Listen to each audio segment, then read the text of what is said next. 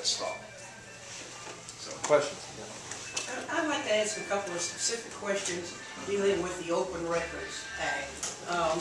In this current economic climate, I think it might come before the legislature this session, ways to perhaps save the state money or generate money that might eliminate some of the transparency in government that the Open Records Act is designed to accomplish. So I'd like to ask you comments on two aspects of the Open Records Act. One, the idea that I believe is sort of being floated by the Municipal League right now to start charging citizens who request a certain record for the time that it takes the public employee to search for that record. The law now allows charges to be assessed for copies, but not for simply going to the office and looking at a record. So that's one question. Another question that relates to the Open Records Act, according to an article in the Murfreesboro paper just yesterday, the mayor of Murfreesboro says that he is going to ask his representative to introduce this session a bill that would eliminate the public notices in newspapers. So I'd like to ask your opinions on those two things, whether citizens should be charged for the time that it takes a public employee to look for a record, and second, the idea of eliminating public notices from newspapers. Senator Burchett. I think that the public's already charged by tax dollars. That would be where my vote would be. Matter of fact, Representative Dunn and I have a bill dealing with transparency. I think it's with the PBAs. I have another one dealing with LLCs that have a habit of doing business with municipalities, and it always seems to be the same people involved in these LLCs, yet the public doesn't know who it is. And I'm going to be addressing that, and I would hope we can get some editorial support for that. But that's been a fight since I've been up there, especially since computers have come online more and more, and then how much we're going to save. But I don't, you'll get a little pushback from some corners, but generally those bills die in a subcommittee, and I don't foresee them coming out this year. And on transparency in general, since I became Lieutenant Governor about 3 years ago now, that's been one of the things that I've really wanted and really pushed for. And Senator Overbey talked about some issues that don't necessarily get the notoriety that they should.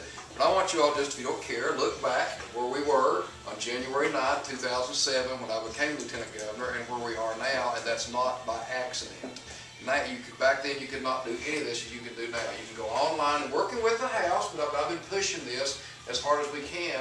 You can go online, you can watch every subcommittee that we have is video streamed, every committee we have is video streamed, every time we're in session it's video streamed. We send all these tapes out to all the cable televisions. You can, on my area at least, you can turn on channel 42 anytime you want to and watch us there. And one thing that I wanted to do was have a website second to none.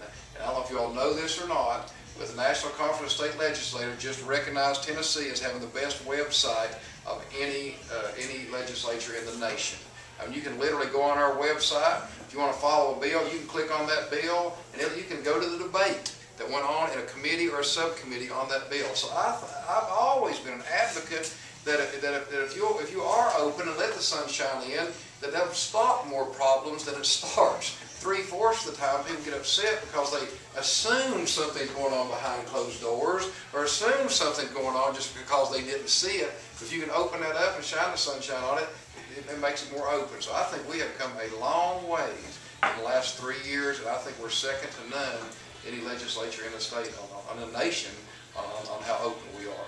And the only real problem we have with that, Gene, is more than once my wife has texted me and told me to go home and change my mind. Right. I am no slave to that. Seriously, one downside we have that right now, we have 2 state senators that are running for governor, 3 state senators that are running for Congress.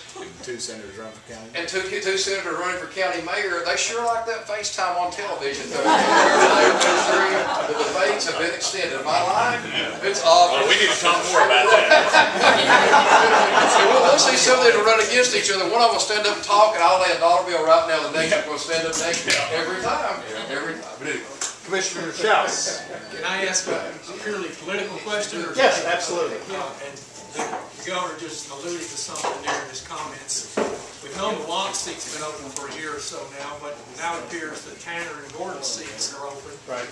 And I just wanted to hear I'm sure they have dialogue with their colleagues from Middle and West Tennessee. And I think some of your colleagues are running for some of those seats. And I'm not trying to read too much into the election in Massachusetts this week and whatnot. Not taking sides on it, but do you think the Democratic Party will be able to retain those 2 seats, or are they shifting to the right? Or just get your opinion on that. It's a big 3 open seats in Tennessee is pretty phenomenal. We'll start with Democrat. Gary? All those seats? That's the only Democratic.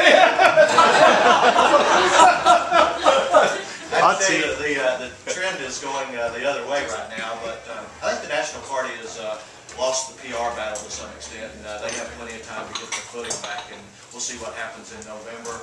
We have, the WAP seat, currently not a strong Democrat, if any, candidate in there, so I don't think you can make a comment on that one at this point. The other 2, I think we have an excellent chance of keeping the Tanner seat. I think the other side has a chance of taking the Gordon seat. Randy, you had a question? Oh yeah, I was going to go back to transparency just for a second and just fill in Clint with the solar company, what's it called, Burchett? Solar Confluence. Confluence Solar. Those guys.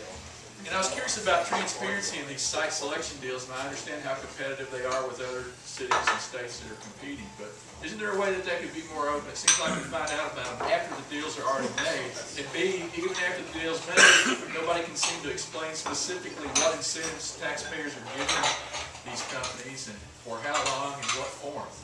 Is there a place on the website we can go look up these contracts? Are there contracts? I mean, how does that work?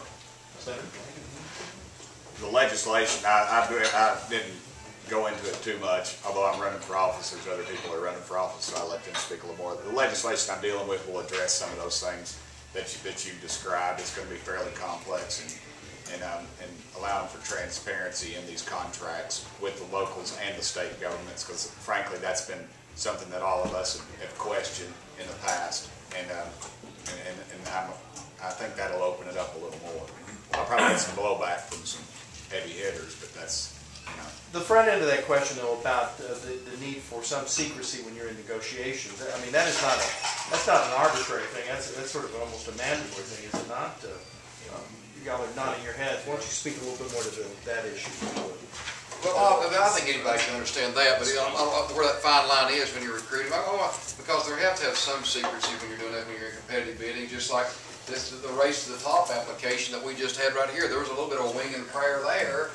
We as legislators we trusted the administration. We were going to do the right thing. That when we got that out, but we couldn't actually see that application. They give hints what's in there because we are competing with other states. So now we can see that it's online after the fact. We went a little wing and a prayer there too on that. On incentives in general, let me talk to you about that, because we are very careful, and Harry, being chairman of Budget Sub, and the other guys here serving on budget, not to give incentives that actually don't pay back. I mean, you can look at what other states are doing right now. South Carolina gave away the farm, Mississippi gave away the farm for the Toyota plant that is now not being built, and the incentives that we gave for Volkswagen to come in to Chattanooga, the sales tax revenue on the construction cost alone pay back the incentives that we gave them. Those incentives basically was building infrastructure. So we're very careful not to do that. The way you recruit business is have a good business climate to begin with, and when they start ticking those off, whether it's energy prices, labor workforce, trained workforce, what the state's going to do, training workers, get all those in place, you don't have to worry about the incentives on the back end. And that's what we try to do as a state, not to give away the farm. And Governor Bredesen, I'll give him credit on that, has been very careful not to do that too. So Alabama, Mississippi's in a heck of a shape on this Toyota plant. Apparently they gave away the farm. Now they're not even building the plant. They've mothballed it. And thank goodness Volkswagen has it.